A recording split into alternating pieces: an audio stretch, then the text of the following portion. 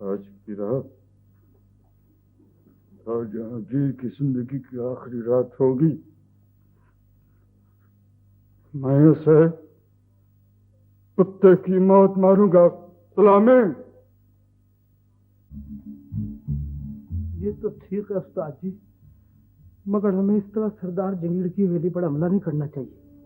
मेरा मतलब है कि हम दोनों होकर उसके नौकर उस तक पहुंचने से पहले ही हमारा काम कर दे।